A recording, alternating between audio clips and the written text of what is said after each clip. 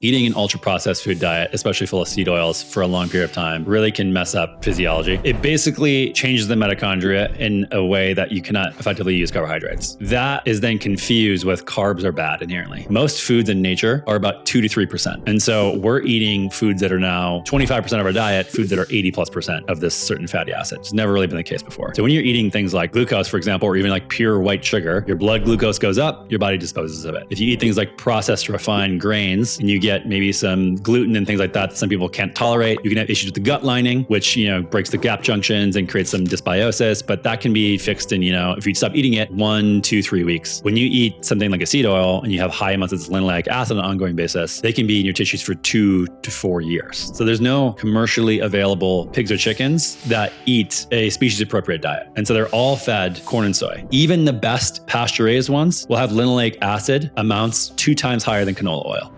What are your latest thoughts when it comes to diet and nutrition and any major pivots in the last number of years? Oh man, list is long.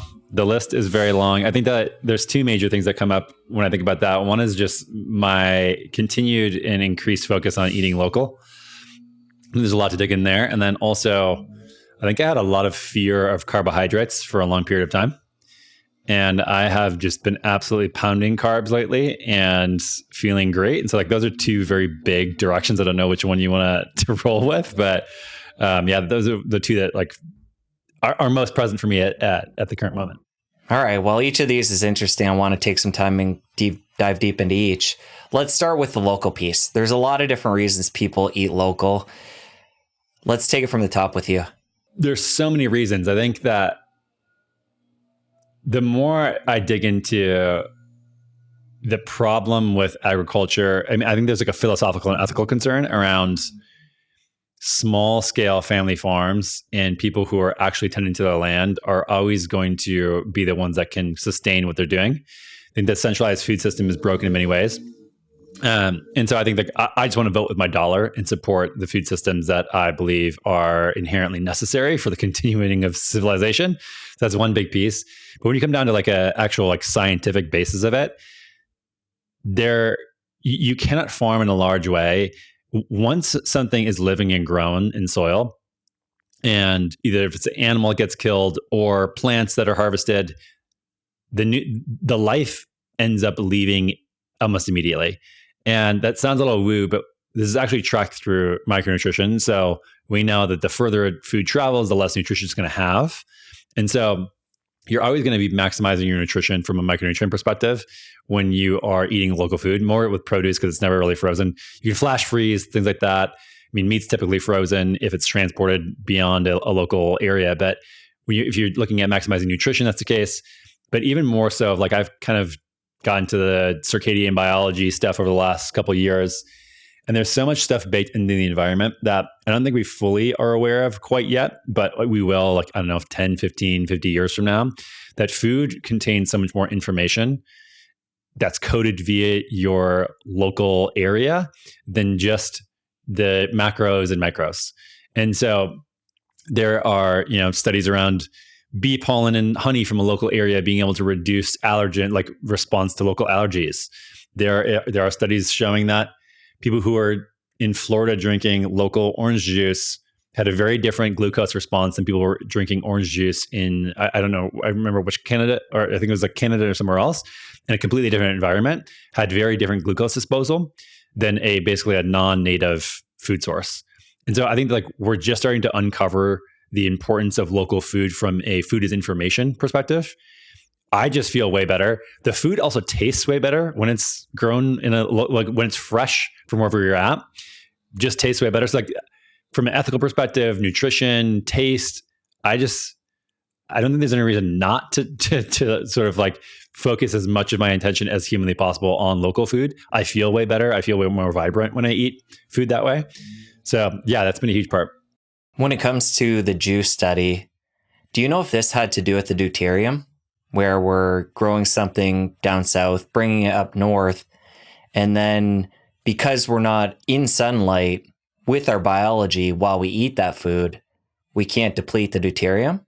Yeah, that's one of the mechanisms of not having high amounts of UV. And this is, again, nature doesn't make any mistakes. And so when food is coming from a certain environment, like you're saying, the deuterium, like we can handle this stuff when we're in high UV environments. And so, I mean, my good friend and co-founder in Lineage Provisions, Paul Saladino, like famously was on a super strict carnivore diet living in Washington, and then moved to Costa Rica and started pounding a bunch of tropical fruit and felt really great. And I don't think that's a coincidence.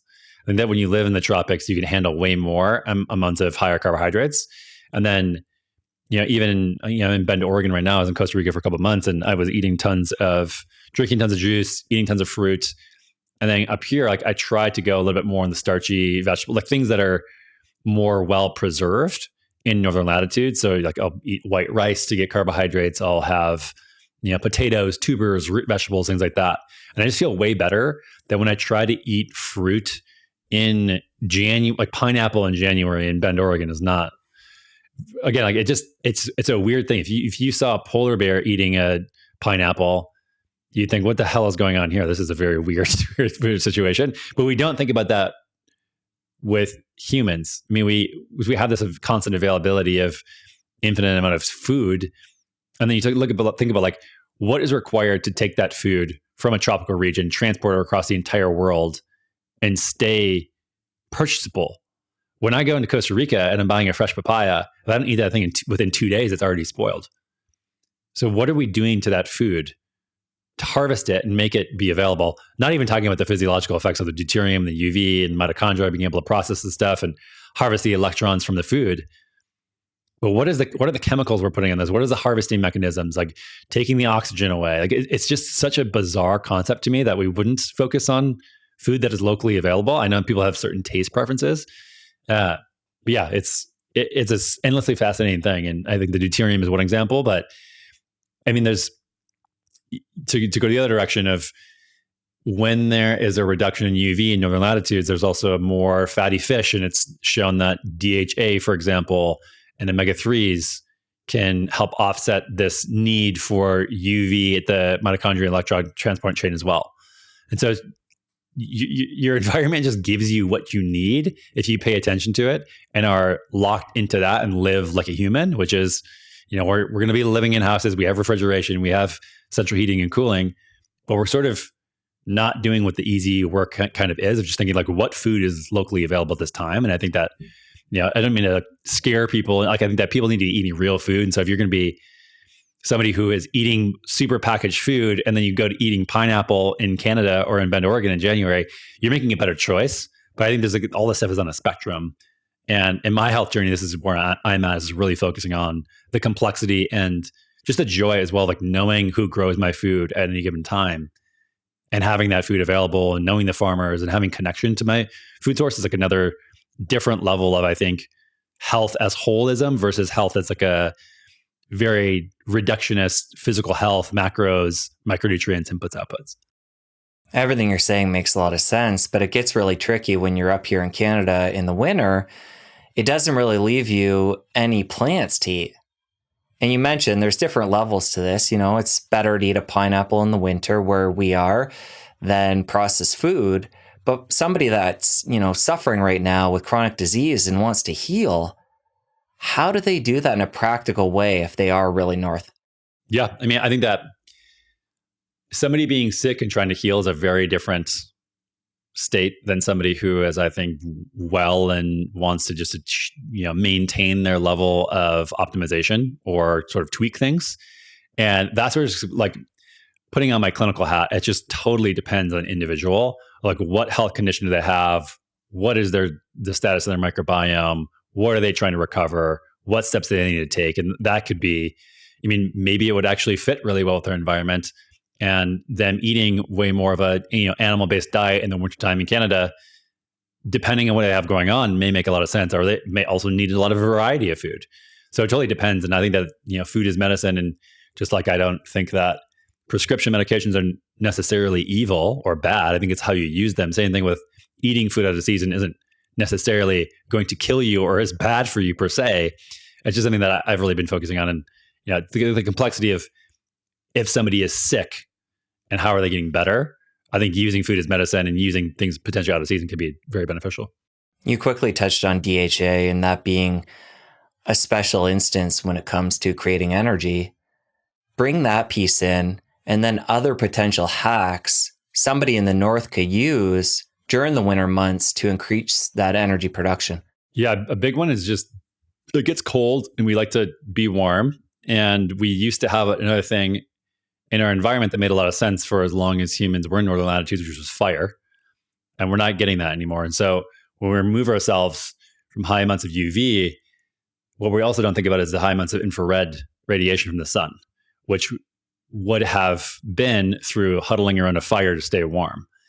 And so if that's the case, like I have like a sunlight and sauna here, and I have a fireplace, and I will try to I don't have any, it's like 35, 40 degrees out right now, Fahrenheit, and I don't have my heat on, which is kind of may sound ridiculous, but I like to be a little cold. And then when I want to get warmed up, I go sit in that sauna or I go in front of the fire.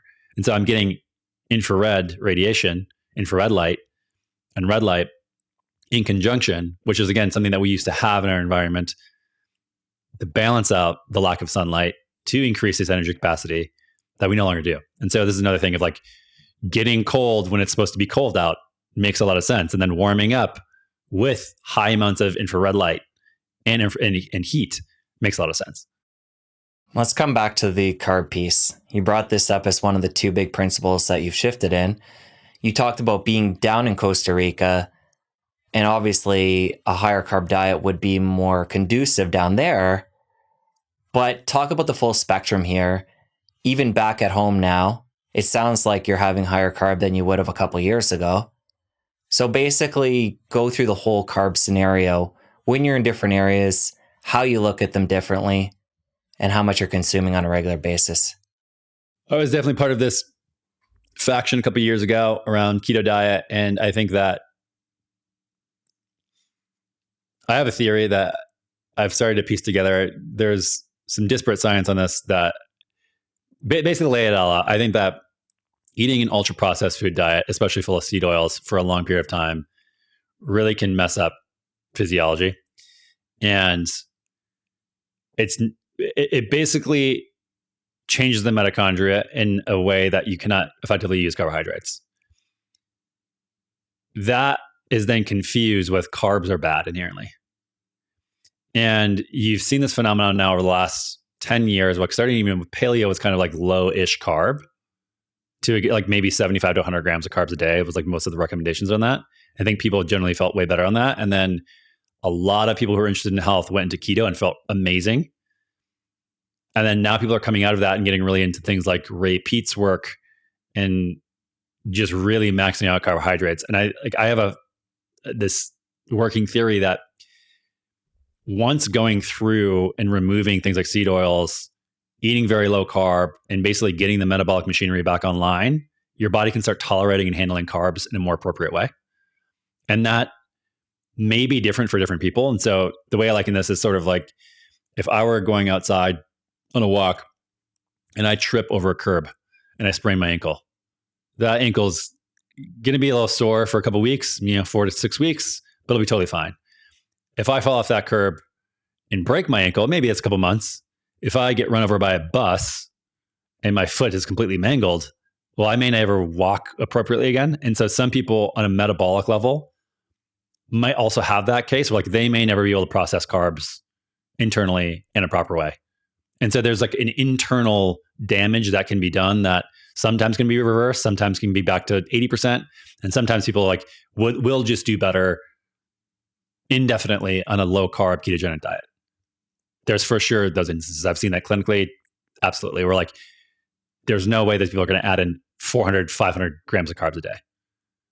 Paul's eating like way more than that, which is insane. He's like the most insane ectomorphic person I've ever met. But there's just like different tolerance to different people. And I thought for a while I had a specific intolerance to carbohydrates. And it wasn't until I got really strict about eliminating seed oils for, it takes years to get them out of your system. And even still, it's like your body holds on to them. They get integrated into cell membranes. And so doing a very low linoleic acid diet and going sort of like in a keto low carb seems to have worked really well for me to be able to tolerate carbs again. And it took me a while to reintroduce them and start adding them up. And now I'm at a point where I can eat a lot of them and feel really good and not have these blood sugar crashes and a lot of metabolic dysregulation that I had before eating a lot of carbohydrates, which I think like then has spun in this new thing where I think blood glucose monitors are great for certain things and getting feedback, but I don't believe that blood sugar high equals bad. As long as you have good utilization of that blood sugar and you have good glucose disposal, I don't think there's an increase in blood sugar is inherently bad for the human body. Okay, for me, there's three different pieces there. The latter, what you just stated, the fact that we have to reevaluate whether the spikes are actually bad, the seed oil piece and how that affects the mitochondria. And then the third one is you mentioned Paul and how his body can just handle more carbs based on genetics. So let's zoom in on the second piece, the seed oil piece. You mentioned there how they can stay in the body and cell membranes for a long period of time. First of all, let's do a 101 on what we're talking about here. And then is there a way to speed up that process to get rid of them? Just about seed oils in general? Yeah, let's go deep into that part and then we can move from there. Yeah. So I don't know. I'm sure your listeners have heard about what seed oils are in the past, but they're typically large monocrop seeds, hence the seed oil, that are pressed and then typically refined using a bunch of different chemicals and manufacturing processes to make fat and liquid oils. So a long history in this, so no need to bore people with 2 hours of a history lesson, but we started consuming these, 1911 was one of the first ones with Crisco, and now it's about 25% of the American diet. Why these are so bad is there's a bunch of different things around processing and people talking about things like hexane and other chemicals that are added to that. What seems to be the issue is that they are upwards of 85+% of linoleic acid, which is a polyunsaturated fatty acid that's highly reactive to oxygen. So it oxidizes very easily and is very unstable in the body. Most foods in nature are about 2 to 3%. And so we're eating foods that are now 25% of our diet, foods that are 80+% of this certain fatty acid. It's never really been the case before. There are some foods that are high in nature, like nuts and seeds, obviously, because of seed oils, but they only show up right before winter in northern latitudes. And so if you think about the mechanism of what's going on here and how it can create a transient insulin resistance and potentially get some fat gain and get some, they've been shown to be very obesogenic. This makes sense from an environmental perspective if you're trying to put on fat before the winter. So again, the environment provides, nature provides for us, makes a lot of sense.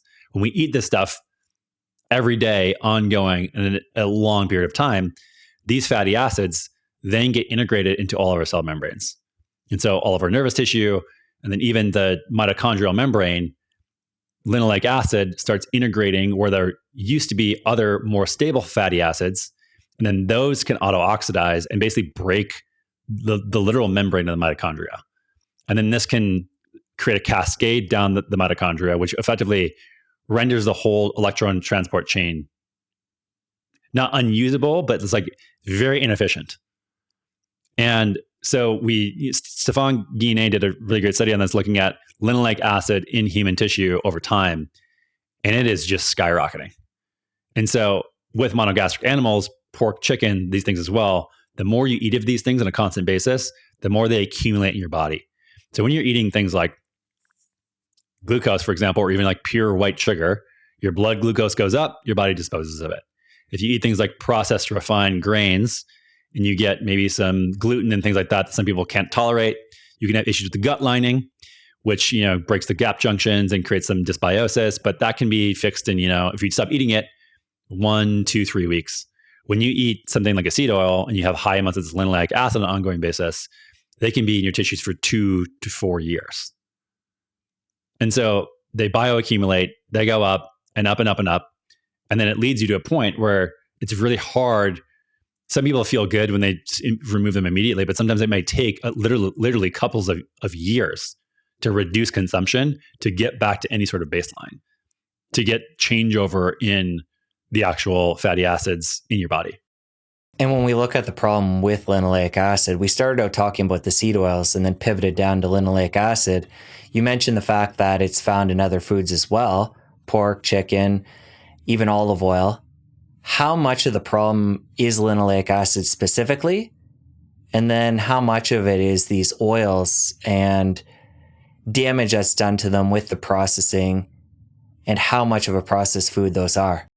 Again, it's not necessarily that linoleic acid itself is toxic and going to kill you. Again, in most, even in tallow, like for example, most tallows are like 2 to 3% linoleic acid. So our bodies can process it. It's just the amount. So we are eating an amount that is not appropriate for our physiology. And that is causing an imbalance. Just like you can drink too much water and cause hyponatremia and die. Anything in an excess can kill you effectively and be, quote unquote, toxic to the body. And so it's the amount. And then also there are toxic aldehydes that form from heating them and from storing them. And so basically when they're in a bottle, especially if they're stored in plastic bottles, UV hits them, they're processed in a way, then we bleach them and deodorize them because they would smell like literally like rancid fish. This is the smell of rancid. The smell of rancid fish is the omega-3 getting rancid. And so seed oils, if we didn't deodorize them, they would smell the exact same thing. So we have these built-in mechanisms for our body to know when a fat has gone rancid. And we take that away when we process these oils through a deodorization process. Not ideal, obviously. And so we would typically be able to smell that and know, like, oh, this is a rotten food. I should not be eating this. We remove that, and then we're eating them constantly.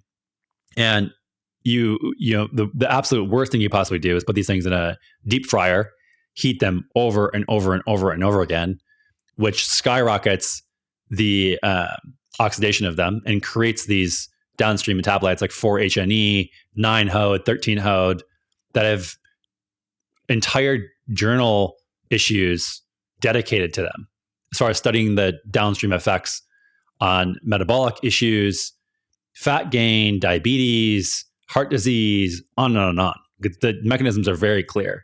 And those things effectively only come in our diet via seed oils and via linoleic acid. So they're from linoleic acid breaking down with heat and oxygen leads to these compounds, which lead to this massive disarray. And like this mechanism is like very clearly known. And this is why I don't understand the pro seed oil people. They claim that, there's not a lot of great human RCT data, that when you remove seed oils, things change. And there's arguments, every side has their own argument to that. But the mechanistic example here is like very clear in my mind. And so, yeah, it's to bring it back to like why I think this damage that can be done to the body, and then the time it takes and going low carb and doing some of these things and eradicating the seed oils and going low linoleic acid. And a lot of people seem to restore a lot of the mitochondrial function for them to be able to tolerate more of the glucose into the body and increase carbs again, which is like really fascinating to me. How does the low carb piece fit into getting these out of the body? I'm assuming you'd have to cut the oils out, but is there a mechanism there when you're low carb that is helping expel them quicker? I think it's less about expelling them quicker and more about the body's inability, as the mitochondria is effectively broken via this.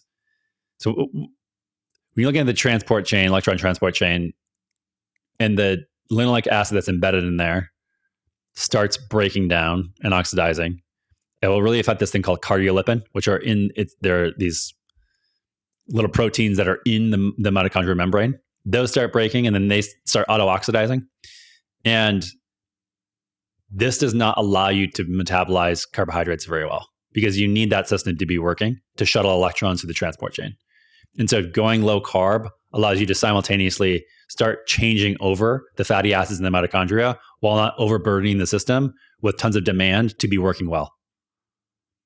And then it just gives you a chance to eat more fat, saturated fats, things like stearic acid, especially these long chain fatty acids that can help replace these linoleic acid fatty acids in your membranes.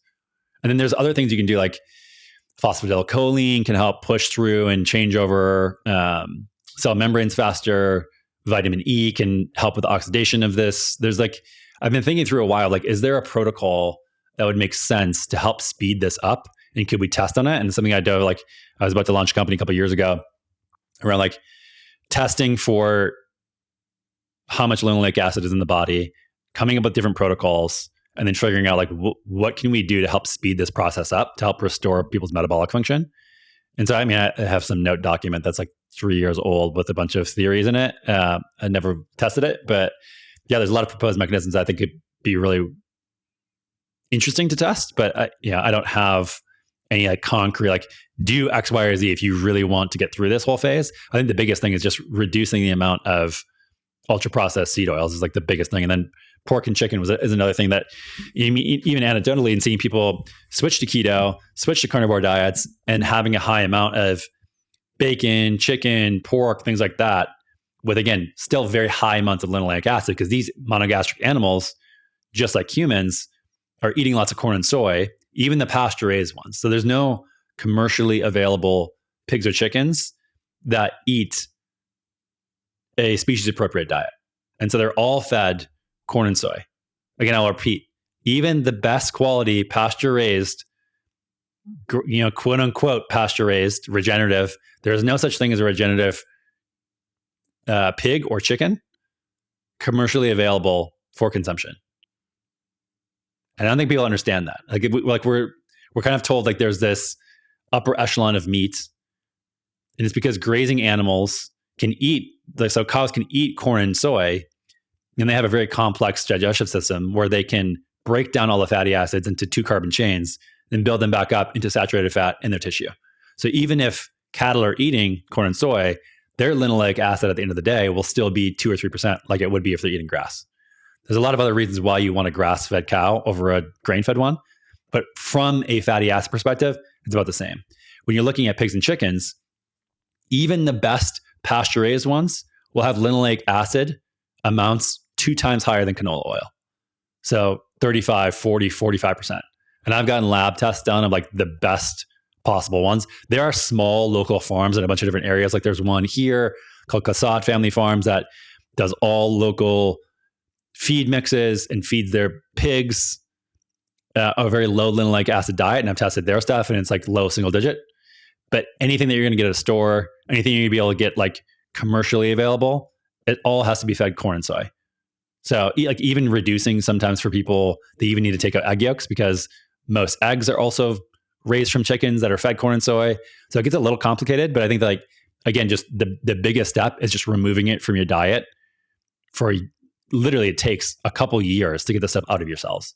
And some tissues that have low blood perfusion, like joint surfaces, things like that, it could take up to 15 years to get these seed oils out of your cells, which is insane. And so the biggest thing, again, just removing them and going lower amount. Is there a test where you can see how much of it is accumulated in your body? I know for omega-3s, you can do a test and you can get a number. Anything like that in this realm? There's an OmegaQuant test that fractionates the red blood cell. So it's not, I think the best thing to do would be able to biopsy your fat. But so I don't even know if that exists. I think that you can do it in a lab, but it's not like a consumer test that you can just do. So an OmegaQuant test can give you like a little bit of a proxy to it.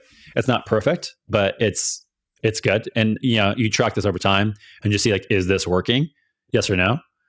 And so that's the best one. I think it's a couple $100, but at the end of the day, it's like, I don't even know if there's like a end goal. I think people get a little bit obsessed with lab numbers and try to like really focus on like, it must be this amount for me to feel X, Y, or Z thing.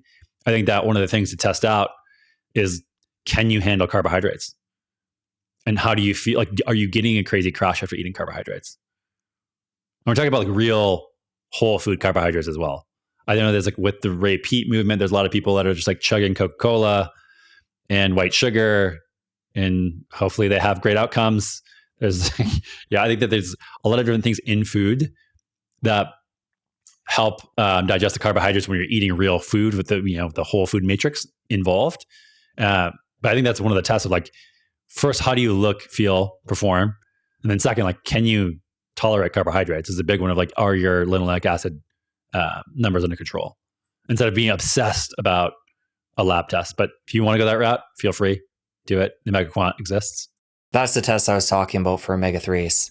Yeah. Yeah, they have omega-6 levels and linoleic acid in that test as well. I think there's like two different versions of it. One is just omega-3 or omega-3 to 6 ratio. And then one is a little bit more advanced, one that has all the different fatty acids in relativity to each other.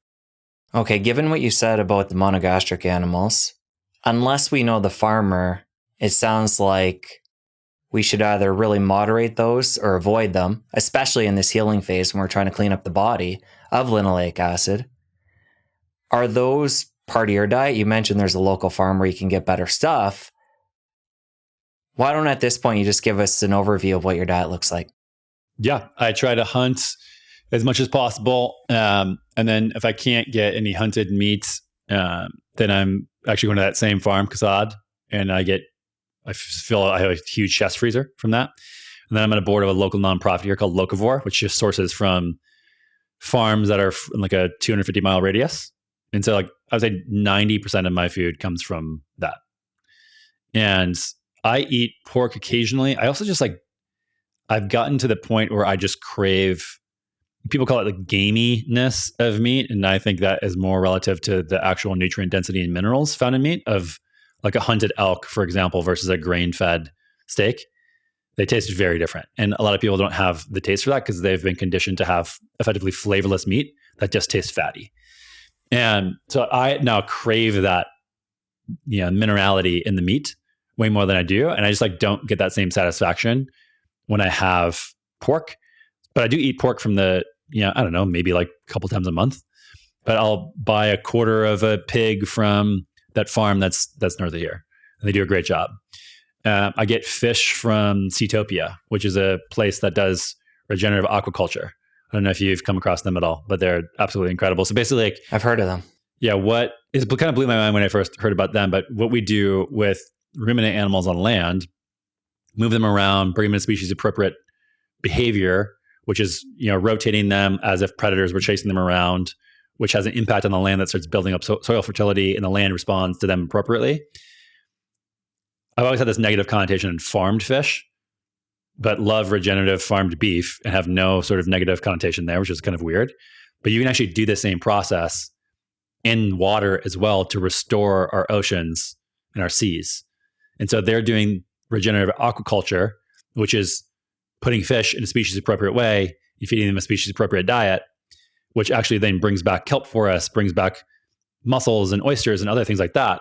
And then they test for heavy metals, microplastics, contaminants, et cetera. And it's all basically to zero, which wild fish is very challenging to get. That isn't now because we've polluted our ocean so much. It's very challenging to get any fish that's clean, even if it's you go out in the middle of nowhere and fish for fish. And so they've done a tremendous job. And so I'll eat tons of fish from them. You can eat it raw. I make poke bowls from it. It's incredible. And like I said, rice, tubers in this time. And I'll eat a lot of that. I'm trying to think about what I had today. A lot of raw milk. There's an incredible raw dairy here. So I have a lot of raw dairy. Honey is a carbohydrate that I eat. I think that, again, I'm not going out and foraging for all my food, but there are foods like white rice, foods like honey that I can keep them out in my pantry. And they are easily preserved without adding a lot of weird chemicals. And we humans have had a way of preserving food for a very long period of time via fermentation and a lot of other processes as well. And then there's foods that are just naturally preserved throughout seasons. Honey, a lot of grains. I don't typically eat a lot of grains that aren't white rice is great because you can remove the phytates and the lectins from the actual bran of the rice. There's a reason why we've been doing it for thousands of years. And so I'll eat those as my carbohydrate sources, mostly in the wintertime, and then different root vegetables. I'm trying to think of really anything else. I'll have some frozen berries. Supplementation wise, I have, obviously I'm biased because I sell the products, but I have beef protein and I think it's the best for a variety of reasons. So I'll have a decent amount of that, especially as busy as I am. I do not want people to ever be thinking about meal replacements, but supplementation and keeping protein amount high. To be able to cook meat several times a day and eat it is just kind of a pain in the ass sometimes. And so for me, getting in a smoothie whenever I can with raw milk, honey, raw egg yolks, protein powder, even frozen berries is a game changer, and that'll be at least one of my meals in a day. But yeah, I mean, just trying to get, like I said, as much local. I'm trying to think if there's any really stuff that I even get at like a Whole Foods or anything here. I think, sometimes we have meals and we have occasional better for you type of stuff, like maybe siete tortillas or something like that, but it's not a large part of my nutrition. Well, if you think of anything else as we're chatting, you can add it in. Come back to the beef protein. Is that muscle meat that's been dried and preserved that way, or what part of the animal do you use? So we use, this doesn't sound appetizing, but basically after a cow gets butchered, there's the entire carcass and it has adhering meat, bones, cartilage, all this type of stuff. And so the carcass is then cooked down, similar to kind of like how a bone broth is made, but instead of just bones, it's meat and connective tissue and some of the skin, basically all the stuff that is left over from production. And so that leads to like a very balanced amino acid profile. And then when you're looking at like a whey, pea, any other proteins, they can be very high in specific amino acids, lysine, leucine, etc. And maybe you want that for a targeted reason, but there are studies showing, for example, beef protein versus whey protein actually having a greater muscle protein synthesis, even though there's not like this huge jock of leucine like you would get in whey protein, which is, we thought for a long time, like you needed that to stimulate muscle protein synthesis. Well, when you have this research comparing beef versus whey, and the beef actually shows to be higher in muscle protein synthesis. And now there's research coming out that shows if you have collagen with your whey protein, you get greater muscle protein synthesis, or you could just have something like beef protein powder that has all these amino acids already in it. So you have glycine, proline, all this type of stuff in high amounts in the beef protein. And it's processed in a very low temp way without any sort of chemicals. And then it's just filtered out and basically it's called like if you make a bone broth, for example, like there's stuff that the sediment that comes out of the top. So all that stuff skimmed off and then that's all dried down into a powder. It's different from, there's like some stuff like there's bone broth powders, which is just what you would think it is. So they're just the bones that are cooked down, which are really good because they have, again, the glycine, glutamine, proline, things like that, more collagenous, more gelatinous, but it doesn't have a complete amino acid profile. So they typically don't have leucine, don't have tryptophan, don't have a couple other things. And so we don't have the full amino acid profile, then you don't get the things like the muscle protein synthesis, et cetera. Okay, so it's all boiled down and then skimmed off the top and then dried out. Yep. And is there organs in that mix as well? Not in that mix, no. All the organs are harvested and used in other ways. But it does sound like it'd be really complementary to somebody eating a lot of beef, like steaks, just getting a lot of muscle meat. You're getting the gnarly bits as well when you include something like this. Yeah. I mean, this is another thing that we've done throughout literally all of human history is eating nose to tail. And most people aren't going to go through that. Like even when I buy the quarter to half a cow here and I get all the suet and I get all this other stuff, I'm like, I have to like render down tallow and I have to do all this stuff. And they throw the skin away and they don't keep the joints. And there's a lot of things that, because it's not economical for a processor, when they bring a cow in, you have it break it down to all these different parts. And when there's not a profitable center for a farmer or a processor to sell these things, they just literally go into the trash. It's insane. Or they go into like byproducts, like making glue or making things like that, or pet food or whatever. And I think it's tragic that we're just eating the muscle meat and forgetting about the entire other part of the animal. I mean, if you look at our bodies and our composition, we're not just muscles. And this is why I think animal nutrition is so important, because it literally gives you everything you need to build all the tissues that we have. Not saying that I'm not an anti-plant person by any means. And I think that plant foods, we've been omnivores for forever. But I think that animal foods are just definitely core. But within that, eating nose to tail, so eating the organs, like you mentioned, but also all the connective tissue and the skin and all this type of stuff. Like when Paul and I went to stay with the Hadza tribe, tribe in Tanzania, there was not one part of that animal that they did not utilize within like a 24-hour period. It all was consumed, every bit of it, down to like, one day we hunted a baboon, and then the next day we went to the morning in the campfire, and they were roasting the skull, and then cracked it open and ate the brains, and was like eating all of the bits off of the bone, every single bit, and then they took the bones and then made a broth out of it. Every single piece. was used. How was the baboon? How did it taste? I tasted, trying to think of a type of meat, almost like a chicken thigh. So good. Yeah. All right, I want to come back to that trip and get into more detail, but I want to make sure I keep us where we are. There's a lot more I want to dig into within what you shared. I want to come back to DHA. We touched on this early on. You brought up seafood, and it reminded me I wanted you to get into DHA and the special properties of energy creation within that nutrient. I don't know if I have much to offer on that front. I think people are going to be way smarter than I am with the science on that. So yeah, I will say it's obviously been something that, again, we've eaten in our normal human history for a long period of time. But as far as like the complex mechanism, like I could make up something for you on the spot, but I'll say not an expert on that front. So let's come back to seed oils. We've talked about a lot of different points here. The basic being remove them from the diet. We got to be careful of certain animals high in linoleic acid, depending on what they're eating. We talked about testing. We talked about the period of time it takes to clear those from the body. So it sounded like to me why the low carb or ketogenic diet could be beneficial to somebody that's incorporated a lot of those into their body is a lot like somebody who's insulin resistant and they can't process glucose in the brain, ketones being another source of energy. You touched on that, but is that a piece of this? The fact that when we've broken our mitochondria with these seed oils and we can't process with our metabolism carbs the same, are the ketones coming in and acting like an alternative fuel for the cells of the body? Yeah, I mean, that is something the ketones can do for sure. They cross the blood-brain barrier. You can use them in different ways. They also act as a signaling molecule.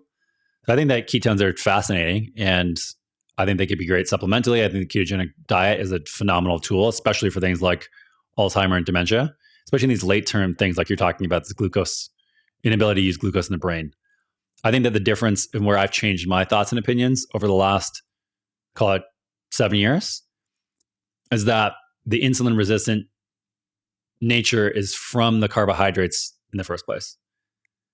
And I don't think that's true anymore. I think the insulin resistance actually comes from the linoleic acid and a bunch of other, typical Western lifestyle things that kind of add on to that. But it seems like that's the smoking gun, and it's not the carbohydrates initially that caused the inability to use carbohydrates, which is, I think, still the predominant narrative around what's going on, which then demonizes carbohydrates in totality.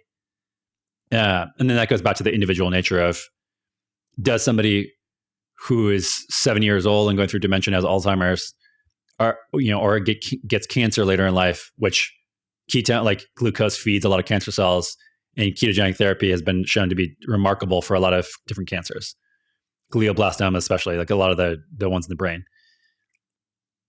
Is it worth it for them to go on a seed oil depleted diet and try to change over and try to get, no. Like we're at a different stage here. And this is why the individuality of it is like very important to think through, like, what is the best use case of this? And like I made the example before, like maybe their metabolic machinery is just at a certain point where like you shouldn't be focusing based upon their goals, where they're at and where they need to be. You shouldn't be focusing on reintroducing carbohydrates. Just like understand that there's metabolic dysfunction going on. And the best way to get around that for sure in a short-term fashion is with a ketogenic diet using ketones. Got it. So it sounds like you're clarifying what I was getting at there. I was trying to make the analogy in the brain using ketones when we're insulin resistant. And you're saying that in the cells of the body, when they are broken, the mitochondria, because of seed oils, they can use ketones to run during that period of time that we're repairing. Correct. Yep. And is the ketosis part of the repair mechanism? We touched on this before, but just to fully clarify here, while we're healing, is there something inherently healing about being ketosis of those broken mitochondria? Like I said, I think that the biggest mechanism is just the reduction in like letting your cells turn over and get reintegrated with new fatty acids. I think that's the biggest thing. But again, just the fact, like looking at our normal human physiology over a long period of time, we would have had times, every human would have had times going through periods of ketosis seasonally, in times of food scarcity, fasting. There's so many reasons and mechanisms why. And so do I think it's normal for people to be eating 400 grams of carbs every day indefinitely? Absolutely not. And so I'm sure someone like Lat Mansour, I don't know if you've had him on the podcast, he'd be able to tell you of like specifically the ketones from a signaling molecule. Like I think that there's a lot that probably makes sense there, of like how it could be helpful. As far as like direct mechanisms or studies or anything like that, like I'm not sure exactly if there's anything relating to, again, this like seed oil depletion and linoleic acid depletion in the cells and repairing the mitochondria. But it does, I think it's just like same thing with, I think, elimination diets, fasting, and people with gut dysfunction, removing fiber and going on a carnivore diet when you have something like Crohn's can be very, very helpful to effectively just give the body a break and the gut a break. And you just let it heal itself. And then you can start adding things on after that. Like, how many times I've heard of people who have had late stage Crohn's, like very intense bowel issues, going on a strict carnivore diet, and then able to incorporate plant foods and fibers back into the diet. Whereas any amount of fiber in the past would have absolutely ruined them. But, you know, call it 2, 3, 6 months, a year, 2 years on a carnivore diet, because the meat just, you digest it a little bit earlier in your digestion. So you basically just give the large colon a rest. And I think the same thing can be said around ketogenic diet and this flywheel of creating electrons in the mitochondria. Like when you're going through that for a long period of time, you're again just like you're letting that cycle do its thing, change over, and not overburdening it with tons of carbohydrates. When you're trying to, like, if I broke my arm and I go do any activity and don't let it heal, it's not going to heal. And that's just something like seems very obvious. And why wouldn't that same sort of thought happen on a micro level? It happens on a macro level. Why wouldn't it happen on a micro level? So I think that there's like just a period of rest sometimes that's needed to not overburden the system. So you yourself, you've gone through this ketogenic phase. You're now in a different phase where you introduce carbs on a regular basis, including rice and berries. How do you look at ketosis or even carnivore for you at this point? Because hearing you talk there, you still value being in ketosis and ketones. But now that you're eating these boluses of carbohydrates, how do you intermingle between different dietary strategies to still get some of those benefits from ketosis? I'm currently trying to push the carbohydrates just as like a kind of a self-experiment to see how I feel. And I don't think it's necessarily a sustainable thing. Like the way I tend to trust my body and what it needs at this point is just by listening to it. And there's some times where I just feel like I need to fast. And it sounds weird, but I'm like, I just need to stop eating for a little while. And so I'll do like a 2, 3, 4 day fast. And sometimes it's like I crave sweet things. I'm like, okay, I probably need way more carbohydrates. Or I crave protein. I crave like chewing into a steak. There's like these primal urges that I have. And I try to follow that more instead of being so rational about it. And this is why I like going to choose my food. When I'm at a grocery store and there's fresh food there, and I look at it and I pick it up, I can have this dialogue internally around like, does this seem appetizing to me, yes or no? And I think that's really challenging. I mean, infants are born and they have this capacity. And then we slap it out of them basically and say, no, you need to eat these things that I'm feeding you. We call kids picky eaters. I think kids are intuitive eaters and they know what their body needs. My wife's pregnant right now. And because she eats real food, I trust her cravings implicitly. But what most people are is they are hijacked on the over processed food industry that confuses their brain around what they actually need. And so this sort of connection between their body and their environment and what they need at that time. There's a book by Fred Provenza called Nourishment that's all about how this works in animals. Fascinating book. I even noticed this on my farm. It was a period I had chickens. I was moving them around and I was really excited because I was like, I'm going to have a great Instagram photo of like before and after. Look at the pastures, like big and growing and green where the chickens were and not where it wasn't, to show like how regenerative agriculture works and how rotational grazing is. The season went by, nothing changed. It's like, God damn it. Like this didn't work. But there's this family of deer that came around, and I noticed that they would eat exclusively from where the chickens were. How do animals know what to eat and humans have no idea? And we have to have studies and protocols and meal plans to try to figure this stuff out with our brain. Every other animal that exists, that's alive, knows what it should eat seasonally, how much of it, from where. And I think that like that can be rediscovered and remembered. And I think that's the point. Like I try to get to that in myself. Like what is actually appetizing? Like what cravings do I have? And I chase a little bit of that. And I think eating locally allows you to do that in a more appropriate way. So when you go to a grocery store and you maybe have a craving for a certain thing, like there's so many different inputs. And again, like the food is just not, even though it may be real food in certain cases, like I was saying before, like the amount of weird stuff that needs to happen to get a banana from Brazil or wherever to Bend, Oregon is changing that food. And again, like I'm not saying don't eat bananas. I don't really care. It's just for my own intuition, it sort of like it messes that process up for me.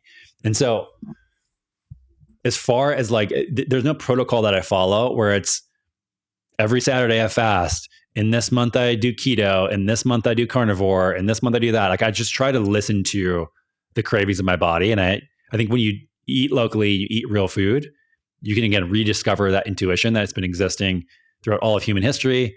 Kids are born with it. All of the animals have it. And it shouldn't be weird or wooed, I think, through that in that perspective. Given that perspective, that's really organic and led by your intuition and the way you're feeling. Do you feel like you're getting into ketosis on a regular basis, though? As somebody who was such a proponent of that diet and formed a company around it, again, you're still talking about the benefits of that physiology in the body. Like if you're going to come on a podcast or do a speech, there are certain cognitive benefits of having ketones in the system. And you quickly touched on the fact that you can supplement with ketones. So there are ways around it. I had a ketone IQ shot an hour ago. What did you have? I had a ketone IQ shot an hour ago. There you go. So you can hack it. But yeah, I think do you use it as a tool within your realm? It sounds like it's very, very organic, but will you ever, leading up to something, modify and kind of push that intuition piece aside so you can be functioning your best given ketones flowing through your system? So this is an interesting thing. Like when I first got into the keto stuff, I was running several different businesses. I was in my clinic. I was working like 16 hours a day. And I just had this like ravenous, I had the kind of like the standard blood sugar rise, blood sugar crash, needing to eat all the time, dysregulation of energy. And doing keto as a tool then completely fixed all of that. And I went to a state where I was able to eat whenever I wanted to, didn't have any hunger cravings, but also had high amounts of energy throughout the day. What's interesting now of going through this process of going through that for a couple of years and reintroducing carbohydrates, which is why I'm trying to do this experiment, is like, how far can I don't seem to be getting back to that state. And so now I can eat carbohydrates and not feel the same way where, maybe a little brain fog, maybe a little blood sugar dysregulation, maybe a little energy dysregulation that doesn't exist in the same way it did before, which is very curious to me. And so the advantages that I used to get from keto no longer apply exclusively to that, if that makes sense. And I was traveling a lot over the last week, and I was back home in Minnesota for a family thing. And there was just not a lot of optionality for real food. And so I just ended up fasting. And I was like, even though I'm eating way more carbohydrates right now, when I used to eat carbs and then go into fasting, the transition into ketosis was excruciating. It was brutal every time. And now, like I didn't eat for a day and a half, and it was like I was in ketosis already. And so in that time, I was in ketosis and I was totally fine, just because I didn't want to compromise and eat really terrible food when I was there. so there's times like that where I do it, but as far as like using it as a very specific tool, it doesn't seem like the benefits that I used to get from it are the same things that I get now. And I feel like my workouts are better when I have carbohydrates. Like I feel like my physical performance doing more strength-based stuff is definitely better when I have more carbs. Any other benefits specifically? I'm trying to push that a little bit more. Okay, so you have performance benefits. Obviously, socially, it's easier. You still need to find quality food. When you're in Minnesota, it doesn't really help you there. But what are some of the other benefits you've noticed, including more diversity in your diet with the carbs? I think just flexibility in that as well. I think that when I was like really deep into ketosis, and in that, I think it was the last time I really felt orthorexic about food. I think there's been a lot of different food journeys now, but like I just feel so much more like I have a wider tolerance band, and I eat things like sourdough bread where I would have hissed at it before, like it was something evil, and I can just be out and be at a social thing and just eat whatever's there as long as it fits like I eat real food, and that's kind of like what my priorities are. And if that's a ketogenic looking meal, or if it's like ultra processed this and there's only meat and fat available, I'll just choose that, and that's totally fine. But if it's also just only carbohydrates, or like the other day at breakfast, the only thing on the menu that I really could have eaten was yogurt with like tons of honey on it.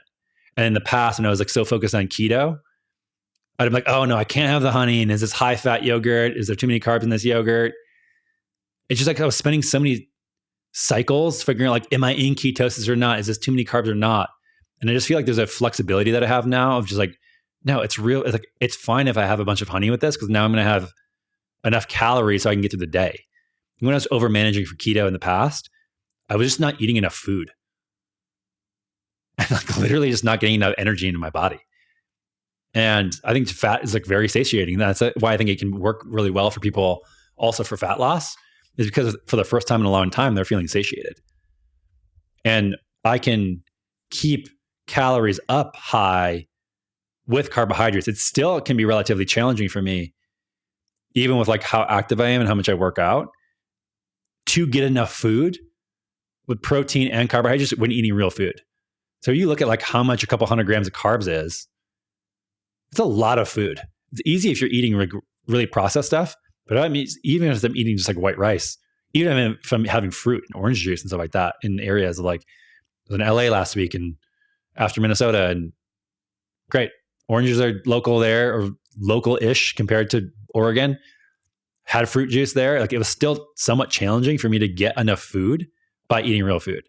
But it was really hard for me in keto to get enough food because I would be so satiated from the amount of fat. So I was just like, it was also challenging for me to just get enough.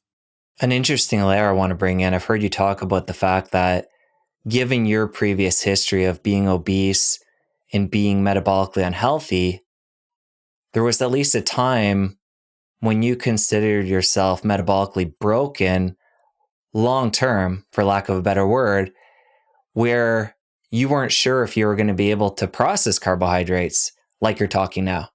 So what I'm curious about, hearing you talk about how well this is all working for you, it sounds like you've repaired yourself to a point now where, even given that previous history, and why this is important, a lot of people have been through a similar history where they are overweight or they've been overweight and had metabolic dysfunction. And you can be a sign of hope for people that, given that history, you're now including carbs and you're feeling great. Yeah. I think that there's also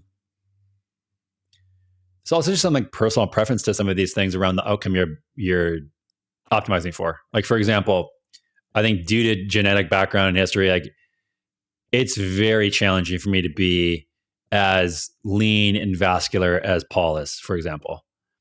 Way easier for me on keto. And so I think that there is still a tolerance with carbohydrates. I mean, it's not like I'm fat or overweight now, but there's definitely like I carry a little bit more body fat when I have more carbohydrates. But I'm totally fine with that because I feel great, and my optimization isn't to have the absolute most shredded like 4% body fat at the present moment. And no problem if that's like a goal for whoever. I just find that to be an important distinction of just like, what are you actually optimizing for? And I think some people get a little caught up with the Instagram influencer du jour and think like, oh, that's what I need to have, is what Brian Johnson's labs look like, or what Paul looks like with his shirt off, or otherwise like I'm not healthy. And I think just redefining like, what's actually a priority for you? Like I want to feel good, and I want to have a lot of energy in the day, and I want to feel healthy and vibrant. Like those are my core things that I'm optimizing for. And so if eating carbohydrates allows me to have more energy and feel more sustained in activity, but I have 2% more body fat when I do that, not a big deal for me. But there are trade-offs that I probably have due to my history of being overweight when I was younger, that someone like Paul wouldn't have eating 500 grams of carbs a day. And that's okay for me. Like I'm not optimizing to that to the nth degree. One thing I want to really hone in on is a lot of people tuning in are going to fall into that category of metabolic dysfunction. I think the number is 90+%. So everybody needs to look at where they're at along this health journey. Somebody like Paul, who is carnivore, now he's including a lot of carbs, but he's also down south, so he's getting the sunshine, the deuterium we brought up before. And yourself, who is, hardcore keto for a period of time and repaired yourself metabolically. So somebody tuning in and hearing about carbohydrates and this ulterior talk of not demonizing them, we have to look at where they're at on the journey as well. And I think a lot of people, and I don't think you disagree with this, early on when they come into this and they're obese and they're metabolically broken, they need to look at strategies like fasting, you brought up, being keto, carnivore, and maybe going far out one way for a period of time before they can be more lax with carbs. 100%. And this kind of gets back to the conversation of, is there a dysfunction you're trying to repair? Which I think as an intervention is very different. So the way I think about this is, the name of my podcast is a natural state, because I just think that like the natural state of any organism or system is health and harmony. And if you look outside at any animals, you see, like, again, in the example of the deer needing to eat, like when they're in their normal environment, there is no managing dysfunction unless it's acute, like getting eaten by a wolf. Okay. There's not a lot of deer that are obese or have diabetes, right? It doesn't exist in nature. So if you think about this kind of like a train running on tracks, humming along, it's in its natural state. You don't really need to do much other than like keep that natural environment intact. So that's a very important thing that must be focused on. If something comes along and bends that track, and that train flies off of the track and is now on the ditch burning, there's two things that must happen. You need to restore that natural environment. So put that train, get the tracks back straight again. But you also need to do an intervention to get the train back on the tracks in the first place. So if you just turn the tracks back on and they're even, the train's still burning on the side of the ditch, not good. But if you also take the train and do these interventions, but do not correct the train tracks, it'll fly off again. And so I think fundamentally you need to do both things. You need to think about like, how dysfunctional is this train wreck? So this is what modern medicine tries to look at and solve with prescription medications. You have these things, how do we fix them? This fire is going on, how do we put the fire out? But it does not look at the underlying natural environment, and is that going to be conducive for an effortless state of human health? And that's the thing that people are not looking at in conjunction. So that is very consistent throughout all humans in my mind. You need low stress, you need sleep, you need real food, you need sunlight, you need movement, you need community, you need purpose, you need spirituality. Like some of these things are like in a natural, like what does it mean to live like a human? You need to have those things, or else the interventions are not going to work. And you're going to keep cycling on different interventions. And then figuring out also for the person of where they're at, how bad is this wreck? And what do we need to do to get back on the tracks once the tracks are repaired? And I think the same thing applies with mental and emotional health. So even like when you have somebody with a high amount of trauma, for example, and You do maybe a dose of, you do even therapy or psychedelics or even some of these type of things. Good tools, good interventions to get things back on track. But if you don't have solid community, purpose, you still have stress, again, not healthy, these things are never going to be solved. So if you go from one diet to another or one intervention to another, but you're not addressing the core fundamental thing of like, do I have an environment that's conducive to me being healthy? Which is again why I was talking about like my state's different, because like I feel like that's where I'm at. And so for me, bouncing around, trying different things while in this container of eating a real food human diet, that part of my natural environment is taken care of. But for somebody like getting back on those tracks, maybe an intense ketogenic diet, maybe intense fasting, maybe carnivore, maybe some prescription medications. Like I had a really bad mold toxicity a couple of years ago. I don't know if we talked about that last time I was on the podcast. We didn't know. But in that time, like I did tons of crazy interventions to try to fix that, including tons of prescription medications. I think that's like a really good case for different prescription medications to get somebody back on track. But if I never cleared the mold from my house and I just kept taking the prescription medications, what result am I going to have from that? And that's what most people do when they try to achieve, a state of quote unquote health. Is they just try to keep doing the interventions over and over again without setting the tracks back in alignment. Let's talk more about that mold piece. We didn't get into it before. Set the scene of when this was, what was happening in the home. And then you mentioned prescription drugs being a piece of the puzzle to solve it. What natural remedies did you throw into the mix? And this is a lot, I know, but where are you at now on that journey of healing? Man, the mold thing was the most derailing part of my life, for sure. It's just maddening because the symptoms coming on and resolving are very vague and it's very hard to track. And so for a while, my wife and I just we're not feeling great. And I started getting some labs, and not feeling great was fatigue, brain fog, achy joints. It's like, am I just getting older? Like what's going on? Like just not feeling myself. Got into irritability, depression, started losing my hair. My wife had very similar symptoms. And then we left. We doing a bunch of labs. Everything was fine. And then we left our house to go on a trip and we felt great. Like, okay, what the hell is this? And we came back and felt bad again. And then through a series of different tests, found out we bought a new house in Austin and the builders made a mistake. And there had been a leak going on for 2.5 years from one shower to another shower.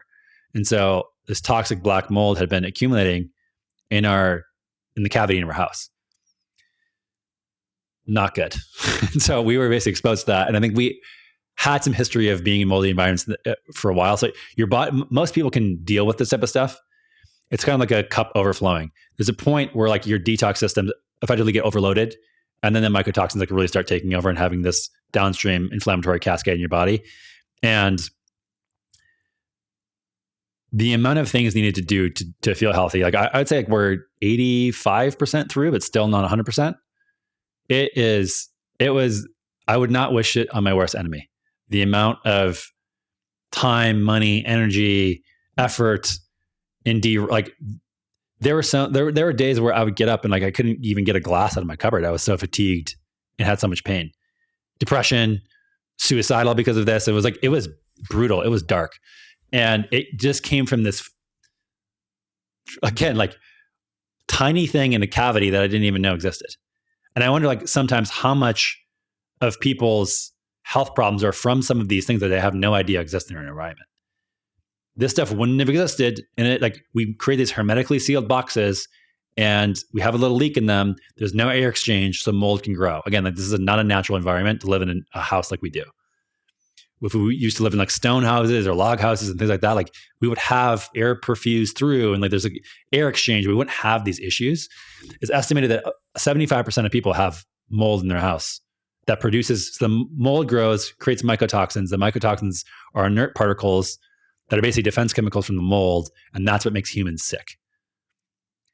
And so you can go test for this. There's basically 4 main things that when you're thinking through getting through a mold journey, it's figuring out where the source of the mold is in the environment, and then which mycotoxins you have in your body. So you test the home, you test the body, and there's then remediation of your home and belongings. And there's remediation of the body, basically like how do you get your body back on track? We're still dealing, like 4 years out, I'm still dealing with like some sinus issues. It's like very low grade and very manageable, but it's still present, and it's driving me nuts. So it's like every single thing under the sun. I mean, again, from prescription medications to every natural therapy, I've taken like every round of supplements, so many saunas, detox binders, like different protocols. Again, prescription medications, there's one called cholestyramine that basically binds up bile and gets it out of your body, because a lot of the mycotoxins, same with like estrogen and other hormones, can get recycled through your bile and never excreted throughout your body. And so it's basically a prescription medication that excretes bile. So there's that. I did plasma ozone. There was a stellate ganglion block where you basically block a nerve ganglion in your neck, and like it go paralyzed, and have your, like basically like you have cerebral palsy for a couple days. Like there's every single thing that I could have done, I've done at this point, and I'm still getting through it. And so this is one of the things, like if people get caught up in things like function health, stuff like that, where they just get random blood markers that really don't mean much. I think testing the environment and looking through, like anytime we go to a new house now, we've moved twice since then. There's a lot of things that I look at from like is the home a conducive environment for us to be healthy? And I think that mold testing is like needs to be a number one thing if you can swing it. Typically not that expensive, a couple $100, but like luckily our builders covered things. I would estimate like $350,000 this whole mold journey has costed, if not more, because we got to get rid of our belongings twice, because the mycotoxins get integrated into porous tissues of, like, for example, a couch. You sit down on a couch, you get these fine particles of the mycotoxins that settle into the cushions. So every time you sit on the cushion, the mycotoxins will flare or pop back in the air. So you can't just like scrub them off. You can't just clean them out. So anything like that, you have to get rid of. It is absolutely mind-blowing how disruptive this has been to our life. And what just an easy test, if you're going to rent a spot, you're going to buy a spot, doing a mold test. There's things with EMF, air quality, water quality, things like that. Like, is this a healthy environment? And there's doing a mycotoxin test. Like Real Time Labs has one, Great Plains has one. There's different ones you can do just to take a sample of, like, do I have any latent mycotoxins in my body that are stored? Typically what happens is they recycle themselves. Unless you have some, again, trains off the tracks burning in the ground, are you doing any intervention to get those things out of your body? They don't just magically get out most of the time. Your body, if you're at a point where they're creating symptoms, they're going to keep recycling in your body via your bile, and you're going to be at basically an overburdened point where you can't excrete them naturally. So it's like one of these things where we go in a million directions here, but I feel very passionate about sounding the alarm on mold whenever I can. I don't want to be a mold alarmist, but since then also I've seen so many people who have had their lives completely uprooted from it. I like this 4-quadrant thing where we need to test the body, test the home, and then remediation within the body and home to give people a fast forward button and cut through some of the fat, given the hell you guys went through. What would the number one test be for the body and for the home? Because I'm sure there's a lot of different companies, a lot of different tests. What do people want to look for just to cut through all the fat? Yeah. The biggest thing with the body, like I said, I mentioned those 2 tests for mycotoxin tests in the urine. Those are the best, just to get a sense. If you don't show something on there, you likely don't have a problem. You could, for example, like do some sauna, some glutathione. Like there's ways to basically provoke more mycotoxins to get out of your tissues. But if you need to do that, and I think kind of similar to heavy metals to some degree, if you need to provoke it out and it's not already like spilling over into your bloodstream or your urine, it's likely not that big of a deal. And so just, like, don't try to go crazy with it. So just do the normal urine mycotoxin tests. Any functional medicine doctor can order that. And then as far as the test in the house, this is where it becomes very challenging, because both the remediation and the testing for the house, I think are effectively scam industries where people, I don't know if they're just ignorant or if they're trying to prey on people, but there's a lot of fear mongering in the space. And there's certain tests that there's one called the ERMI that no matter what result from it, it's always red. It's always red. And so it freaks people out. It can be helpful if, for example, I get a mycotoxin test and I see this specific mycotoxin is very high. And I do an ERMI and I see this specific mold that produces this mycotoxin is very high. Then that's appropriate signal for you. But if you're just looking at it as red, like I've seen people get these ERMI tests and throw away everything, move, whatever, and it was not ever an issue with their house. On the other end of the spectrum, you get people who are really uneducated who just come into your house and do air samples that are just testing for literal mold spores floating around your house. We didn't find our issue. We did that testing. It was negative. We didn't find our issue until the literal ceiling fell through because it had water soaking on it for 2 years. And then we tested and we saw that that was the case. And so this is the confusing part of like, how do you test for stuff that may be behind wall cavities that's producing mycotoxins? And you can't really test for mold. So there's different things of, water moisture testing. It's very complex to find it in the house. This is why I think the first step is just like test your body. And there's two outcomes that are possible. One is that is a previous exposure. Two is that it's a current exposure. And so if it's not high in your body, like don't go crazy uprooting your home. But if it is high in your body, then start investigating your environment and figuring out like, do I feel better when I'm outside of my home than in my home? And then especially if there is a negative air spore sample, it's just not really that indicative. It's like you can do some stuff like the ERMI. I think we're in a period of time like the testing is very bad for the house, unless you know exactly where a leak is. If you know that there has been a leak in, like, so for example, like homes, if you're buying a home, you have to have a disclosure that says there's been any water damage. You can have a mold inspector come and test those specific areas to see like, okay, there's a leak in this panel over here. Test this, swab it for mold, like do this type of stuff, and then you'll get a better indication. That's great. This is what I was looking for, nuance for somebody who's been through it relatively recently. Oh yeah. And there's a lot of cool companies that are starting to pop up that are trying to solve this problem. But I think that we're kind of in the infancy of understanding the complexity and then also just trying to figure out. I was literally meeting with one of my doctors this morning to try to like think through some of this late stage symptom resolution stuff. He's like, man, it just seems to be with this mold issue of you treat someone and things are working for a while and they plateau. And then you need to like figure out a completely different strategy. And that like, I've gone through that like 17 times. And it's like been a little bit better and then plateau and then like try something different and then that works out. And then now a big thing that I'm working on is there's these different programs called limbic system retraining, because what happened in Texas, especially, a theory of mine is that it's a very harsh ecosystem. The Native Americans called it the sick land because there's so many different pollens and allergens and natural molds in the environment. And so if you're exposed to that stuff all the time, and then you're breathing in these mycotoxins, your body basically codes it all as invaders. And so we effectively had to move out of Texas because no matter where we were, even outside of our moldy environment, our body was still sounding the alarm bells. And there's then a point after that where your limbic system, your brain, literally learns if there's any sort of threat whatsoever, it's the same cascade. It's the same issue. Even though it's 10 years ago, I would have walked into a similar type of thing. Like if there's any microscopic amounts of mold, I react to a crazy degree. So it's now basically like I'm at a point where like I have to literally retrain my brain. And there's different protocols for this, like DNRS, GUPTA, Primal Trust. They're all a little bit different, but they're effectively the same, of literally training your nervous system to rewire the response to your environment.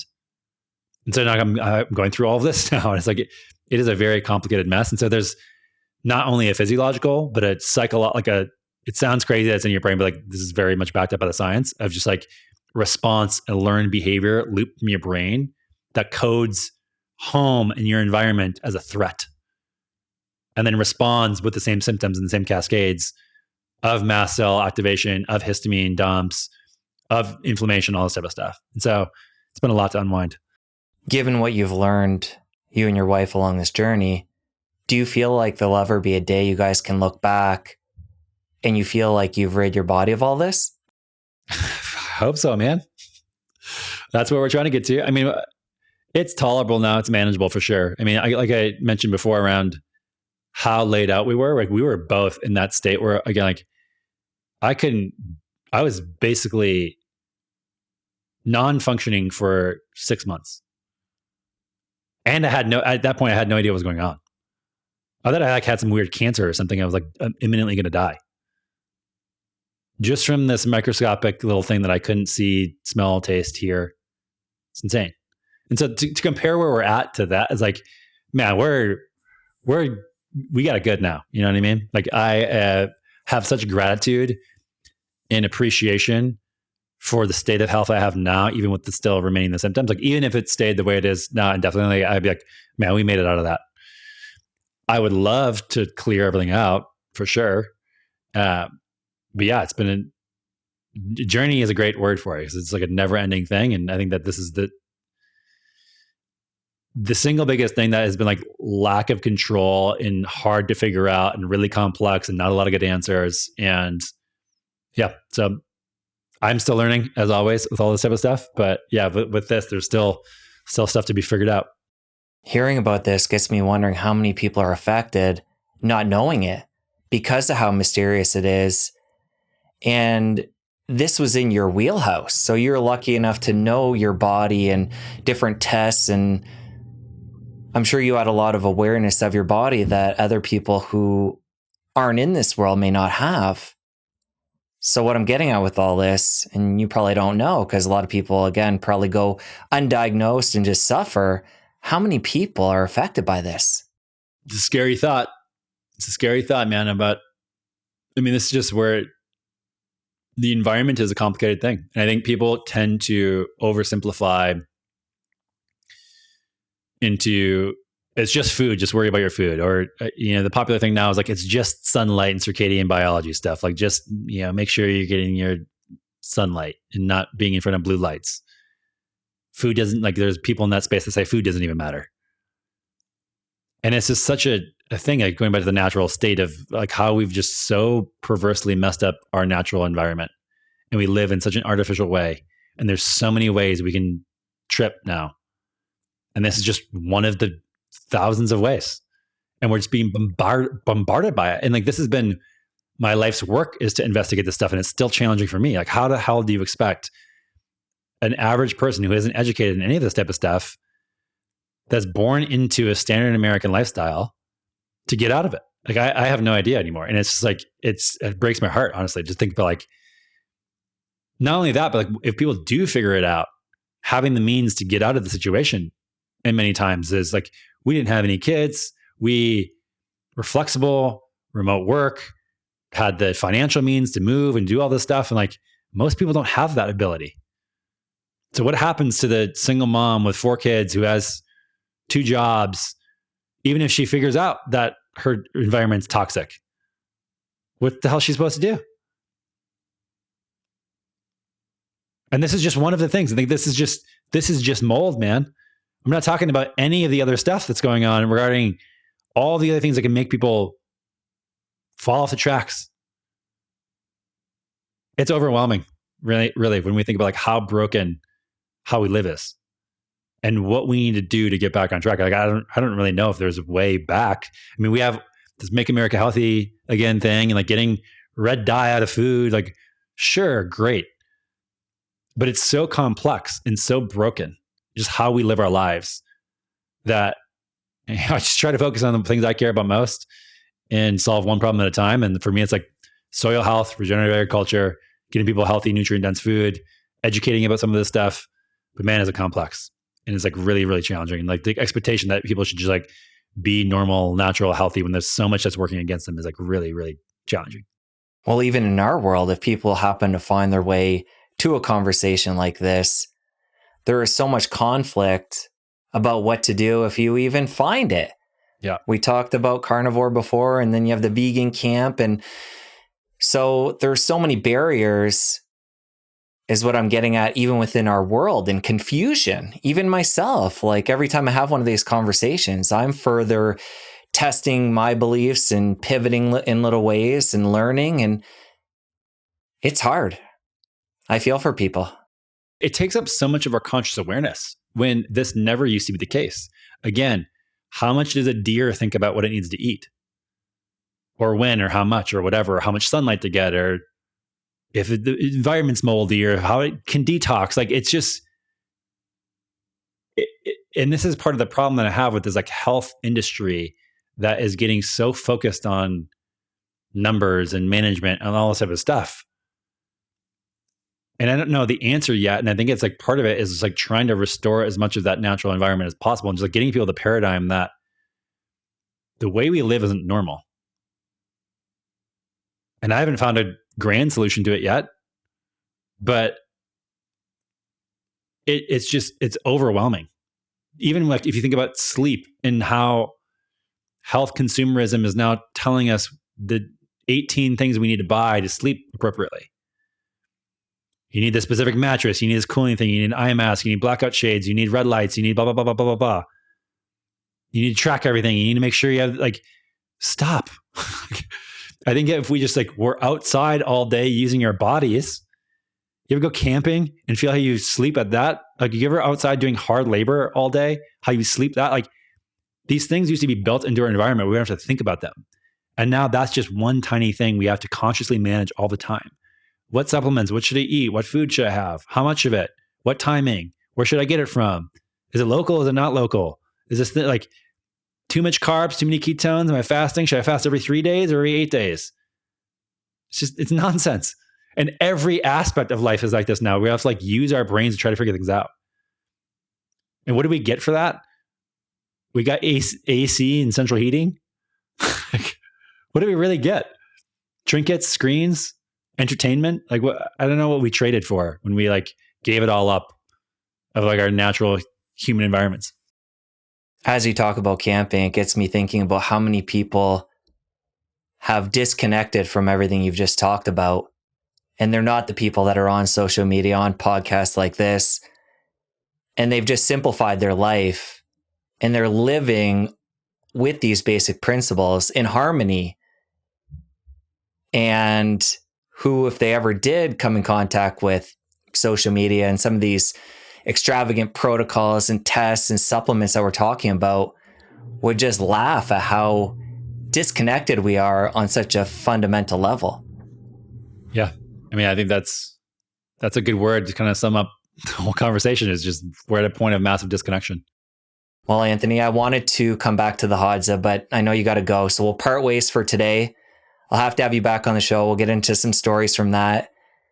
But I appreciate you, all the knowledge you're sharing. We're going to link up your companies, your social media, your website, everything in the show notes. Thank you. Cool. Yeah. And Paul and I did a really big debrief conversation on that. So I think it was on both of our podcasts. If you just want to search like either our names and Hadza Tribe. It's a crazy journey, but thanks for having me on, man. Really appreciate it. Now that you're done, you're going to want to stick around here and catch this other incredible episode. You don't want to miss it. I'll see you over there. Excess linoleic acid in the human diet leads to excess linoleic acid in human cell membranes. And that creates an oxidative liability for us. It puts extra stress on the body. It's sort of like having extra dry wood around your cabin in the mountains and always running your